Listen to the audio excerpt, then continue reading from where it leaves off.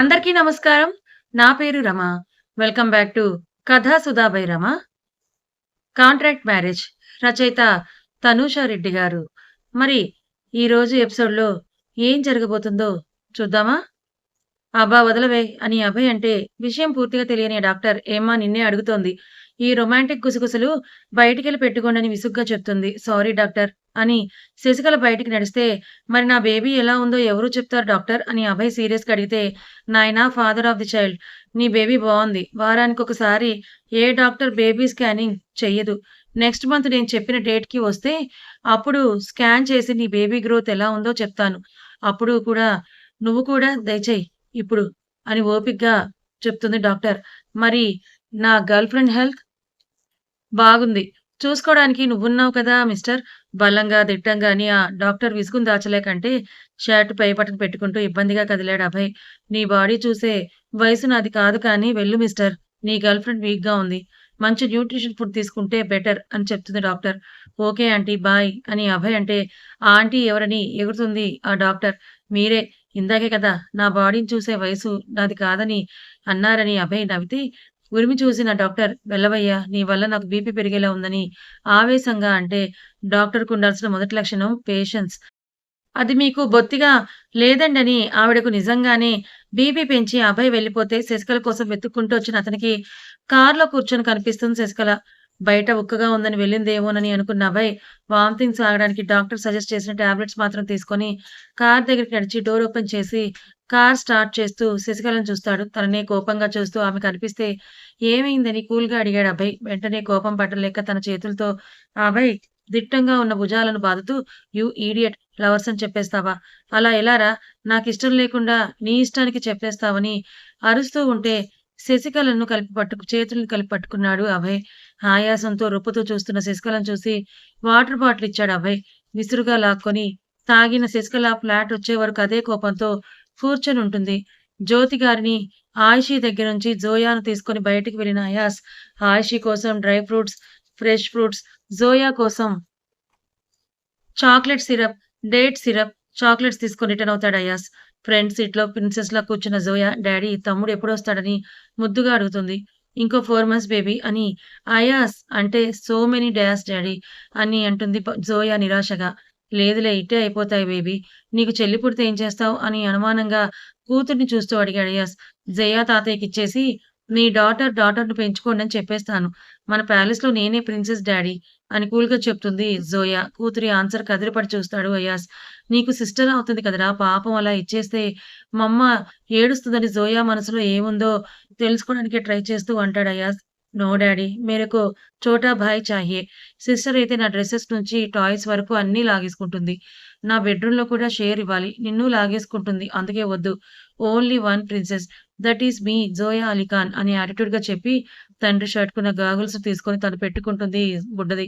నవ్వుకున్నాయా same అమ్మ కులునే నా కూతురికి వచ్చిందని అదే నవ్వుతో కార్ బయటే పార్క్ చేసి లోపలికి నడుస్తుంటే తన ఇల్లు ఉండే ప్లేస్‌లో దేవుని పల్లకిలో ఊరేగిస్తున్న ఒక గుంపును చూస్తాడు అయాస్.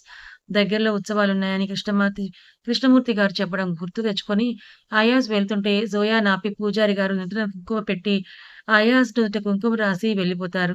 "ఏంటిది డాడీ" అని జోయా అడిగితే కార్ సౌండ్‌ను విని బయటకొచ్చిన ఆషి దేవుడిని పల్లకీలో ఊరేగిస్తున్నారు జోయా. నా దగ్గరలో ఏదో ఫెస్టివల్ ఉందట. నువ్వు రా అని కూతురు చేయి పట్టుకొని అయాజ్‌ను చూసింది. అతని నుదుటి మీదున్న కుంకుమను చూసి ఆయిషి ఆశ్చర్యంగా అయాజ్‌ని చూస్తే "ఏమైంది కొత్తగా కనిపిస్తున్నానా?" అని అడుగుతాడు అయాజ్. "కాదు వింతగా కనిపిస్తున్నారు. ఈ కుంకుమ ఎవరు పెట్టారు మిస్టర్ ఖాన్?" "ఆ స్వామీజీ" అని చెప్పి అయాజ్ తెచ్చిన బ్యాగ్స్ మోసుకుంటూ లోపలికి వెళ్ళిపోతే వెనకే నడిచింది కూతుర్ని తీసుకొని ఆయిషి. జోయా ఆ ఇంటి నుంచి జ్యోతి గారి వెంట వెళ్తే అయాజ్ ఒడిలో సెటిల్ అయిన ఆయిషి అయాజ్ టీ షర్ట్ లోపల చేతిని పోనిచ్చి పామడం స్టార్ట్ చేస్తుంది. మిస్టర్ ఖాన్ బుద్ధిగా వర్క్ చేసుకుంటున్న అయాస్ ఆయుష్‌ని చూసి "ఏమి కావాలని ఈ గారాలు?" అని విసుగ్గా అడిగాడు. ప్రేమగా వచ్చి నా మొగుడు ఒళ్ళో కూర్చుంటే "ఏం కావాలని అడుగుతావేంటి? బుర్ర తక్కువ మొగుడా" అని అయాస్ ఛాతీ మీద గిచ్చి పైకి లేస్తుంది ఆయుషి. ల్యాప్‌టాప్ పక్కన పెట్టి ఆయుషి చేయి పట్టుకొని ఆపి తిరిగి ఒడిలోకి తెచ్చుకుంటూ "అలా ఏం లేదులే అడుగు" అని ఆయుషి ముక్కుకు అందంగా ఉన్న పోగును వేలుతో నిమురుతూ అడిగాడు అయాస్. నేనలిగాను. "ఎప్పుడు అడగలేదో చెప్పవే? పూటకు 10 సార్లు అడగడమే నీకొచ్చు. నిఖా ఫిక్స్ అయ్యాక మీ డ్యాడీ నా కూతురు చాలా అందంగా ఉంటుంది, తెలివైనదని చెప్పారు కానీ, బోనస్‌గా బుజ్జగించుకోవడానికి బోలెడు ఓపికను తెచ్చుకోవాలని నాకు చెప్పలేదని అంటాడు అయాస్. మా నాన్నకు నేనంటే ప్రాణం. అందుకే చెప్పలేదు అన్న ఆయుషి అయాజ్ నవ్వుతుంటే వెనక్కి తోసేసి you are insulting me mister Khan అని అరుస్తుంది. నిజం చెప్పు. నీకు అలగడం అంటే చాలా ఇష్టం కదా! బెట్టు చేసి చెట్టంత మగాడిని బెండ్ చేసేస్తావని ఆయుషి నడుము పట్టి తిరిగి దగ్గరికి లాక్కున్నాడు అయాజ్. అవును మరి. నేను అలగడంలో పీహెచ్‌డీ చేశానని రోషంగా అన్న ఆయుషి ఈ వయసులో కూడా మా అమ్మను మా నాన్న బుజ్జగిస్తారు. ఈవెన్ మావయ్య కూడా వాళ్ళ ప్రైవేట్ స్పేస్‌లో అత్తయ్యని బోలెడు ప్రేమగా చూసుకుంటారు. నువ్వే నీ ముద్దుల కూతురు మీద ప్రేమ పెంచుకొని, నా మీద ప్రేమను తగ్గించేశావని అలకతోనే అరిచి బెడ్‌రూమ్‌కి వెళ్ళిపోతుంది ఆషి. మూడ్ స్వింగ్స్ రా బాబోయ్! నిమిషానికొకలా బిహేవ్ చేస్తోందని అయాజ్ జోయా కోసం బయటికి నడుస్తాడు. గుమ్మంలో నుంచే తల్లి అరుపుతో కూడిన అలకను చూసిన జోయా, డాడీ మమ్మీ అలిగిందా? అని అడుగుతుంది జోయా. మమ్మకు మామూలే కదరా ఈ అలకలు అని అంటాడు అయాజ్. కమ్ క్లోజర్ అబ్బూ. అయాజ్ కూతురి ముందు మోకాళ్ళ మీద కూర్చుంటే అయాజ్ మెడ చుట్టూ తన చిట్టి చేతులేసి బుగ్గ మీద ముద్దిచ్చి కిస్సిచ్చే డాడీ. మమ్మ కోపం ఉష్కాక్ అవుతుందని క్యూట్‌గా చెప్తుంది జోయా. నిజమా? ఆ! పక్కా వర్కౌట్ అవుతుంది డాడీ. నీకెలా తెలుసు బేబీ? అని నవ్వుతూ అడిగాడు అయాస్. క్యూంకీ మమ్మ always calls you Mitter Khan. గట్టిగా నవ్వేసిన అయాస్. మమ్మ loves me so much baby అని ఎత్తుకుంటాడు కూతుర్ని ప్రేమగా. Me also love you daddy. మమ్మ కంటే కూడా చాలా చాలా ఎక్కువగా లవ్ యూ డాడీ అని అంటున్న కూతురి మాటలకు మురిసిపోయిన అయాస్‌కు కూతురొచ్చాక తన ప్రపంచం తనే అయిందని అన్న ఆయుషి మాటలు గుర్తొస్తే నిజమేనేమో అని అనుకుంటాడు ఆ క్షణం.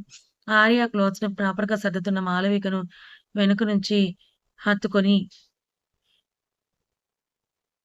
ఆర్య మెడ మీద ముద్దిచ్చి, చేతికి గట్టిగా తగిలిన పిండానికి ఇంకో ముద్దును బుగ్గ మీదిచ్చి, "ఇవన్నీ నువ్వెందుకు చేస్తున్నావు? మమ్మీ చూసుకుంటుంది కమ్" అని బెడ్ మీద కూర్చోబెడతాడు ఆర్య. కూర్చున్న మాళవిక ముందు కూర్చున్న ఆర్య, మాళవిక టమ్మీ నిమురుతూ "ఓకే కదా?" అని అడుగుతాడు ఆర్య.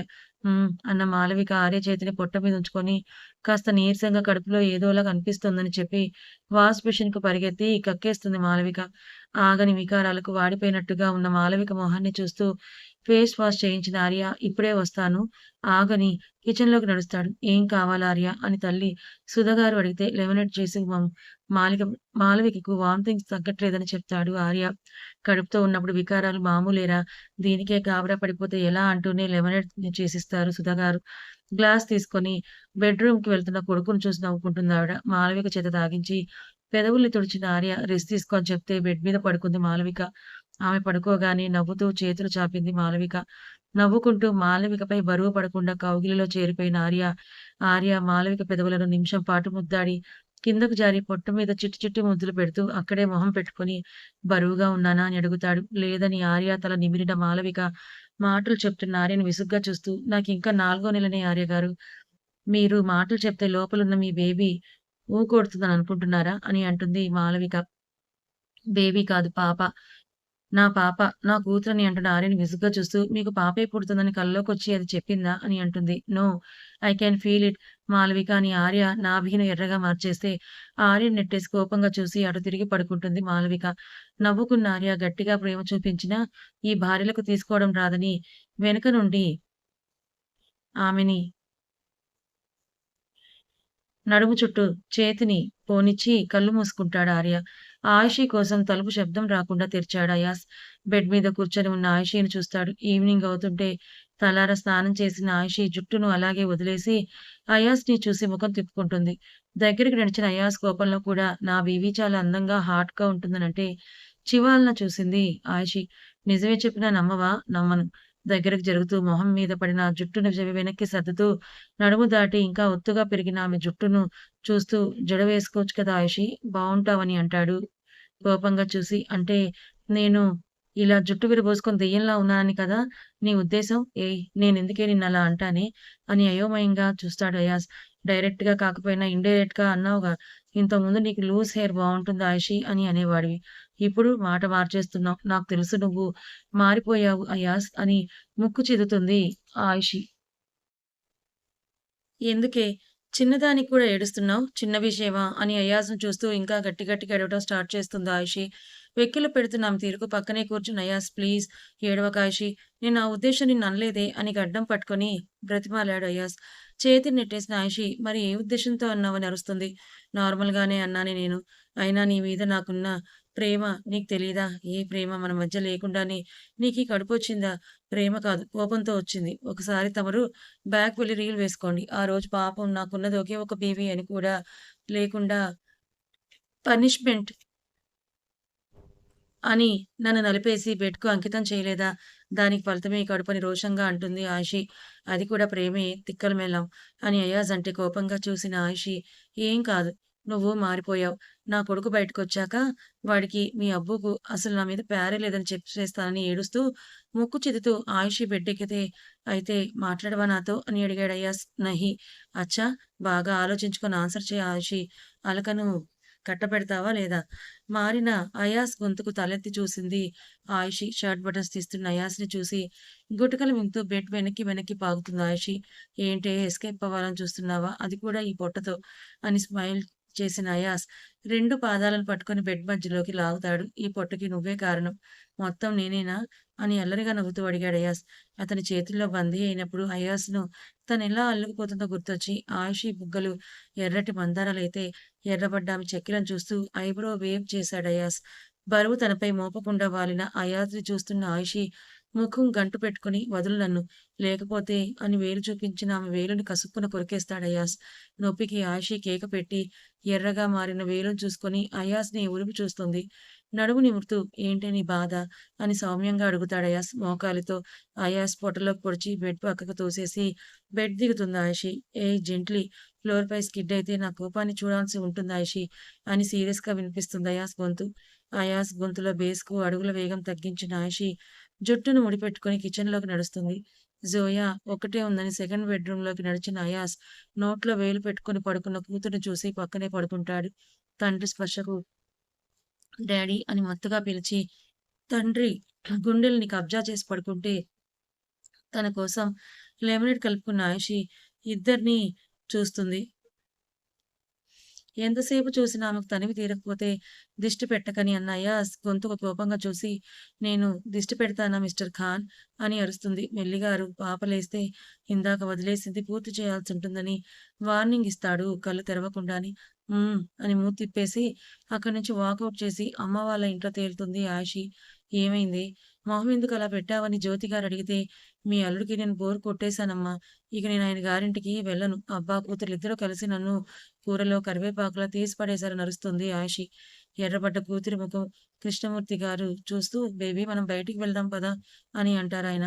"ఈ టైంలో బయటికి ఏంటండి? కంగారు పడకు జో, ఉత్సవాలున్నాయి కదా! అలా అమ్మాయి మనసు కుదుట పడే వరకు గుడికి వెళ్ళేసి వస్తాం. నువ్వు రారా" అని కూతుర్ని తీసుకొని బయటికి నడిచిన కృష్ణమూర్తి గారు నడిచి వెళ్ళేంత దూరంలోనే ఉన్న శివాలయానికి తీసుకొని వెళ్తారు. గుడి చుట్టూ దీపాలు వెలుగుతుంటే ఇంకా మనుషులు తిరుగుతూనే ఉన్నారు. భక్తిగా ఉత్సవాల ఏర్పాట్లు చూసుకుంటూ. మెట్లపై కూర్చోబెట్టిన కృష్ణమూర్తి గారు లోపలికెళ్ళి కొబ్బరి నీళ్ళు తీసుకొని వస్తారు. తాగిన ఆయిషి మనసులో ప్రశాంతంగా అనిపిస్తుంటే, "నాన్న, ఈ గుడి చాలా అద్భుతంగా ఉంది కదా" అని పరవశంగా చెప్తే, "ఎన్నో వందల సంవత్సరాల క్రితం నుంచి ఈ గుడి ఇలాగే ఉందమ్మా" అని అంటూ, "ఇప్పుడు చెప్పు ఎందుకు అబ్బాయితో గొడవ పడ్డావని" అడుగుతారాయన. ఆయిషి గుడి గోపురం చూస్తుంటే వైబ్రేట్ అవుతున్న కాల్‌కు నవ్వుకొని లిఫ్ట్ చేసి, మౌనంగా కుర్తా ప్యాకెట్‌లో వేసుకుంటారు ఆయన. "మామయ్య, ఆయిషి వచ్చిందా?" అని అడగబోయిన అయాస్, ఆయిషి గొంతు విని మౌనంగా ఉండిపోయాడు. "నన్ను మునుపట్లా చూడట్లేదు, పట్టించుకోవడం లేదు. నా హెల్త్‌ని కేర్ చేస్తున్నారు కానీ నాతో టైమ్ స్పెండ్ చేయట్లేదు నాన్న. ఇంత దూరం వచ్చింది మా ప్రైవసీ కోసమే కదా! ఇక్కడికొచ్చాక కూడా ఆయన ల్యాప్‌టాప్ పట్టుకొని తిరుగుతున్నారు. కొత్తగా విసుగును కూడా చూపిస్తున్నారు. అది నేను తీసుకోలేకున్నాను నాన్న. నాది స్వార్థమో లేక మీ అల్లుడి మీదున్న పిచ్చో తెలియట్లేదని" బేలగా చెప్తుంది ఆయిషి. కథ ఇంకా ఉంది. మరి ఆయిషీ మాటల్ని విన్న అయాస్ ఏం నిర్ణయం తీసుకుంటాడు? ఆయిషీ కోసమే కదా అయాస్ ఇంత దూరం వచ్చింది. మరి ఆయిషీ ఇలా ఫీలవుతోందని తెలిస్తే అయాస్ ఎలా రియాక్ట్ అవుతాడు? మరోపక్క అభయ్‌ను శశికళ ఒప్పుకున్నట్టేనా? మనసులో ప్రేముంది కానీ బయటకి చూపించటం లేదు. పాపం అభయ్. మరి ఎప్పటికి శశికళ ప్రేమని పొందుతాడో ఏంటో! మరోపక్క మాలవికని చాలా కేర్‌గా చూసుకుంటున్నాడు ఆర్య. మరి ఈ 3 జంటలు ఇలా సాఫీగా సాగిపోతాయంటారా? ఎలాంటి ఇబ్బందులు లేకుండా, లేదా ఎలాంటి ముప్పులైనా రాబోతున్నాయంటారా? మీరేమనుకుంటున్నారు? కామెంట్ చేసి చెప్పండి. కథ నచ్చితే లైక్ చేయండి. Thank you so much for watching.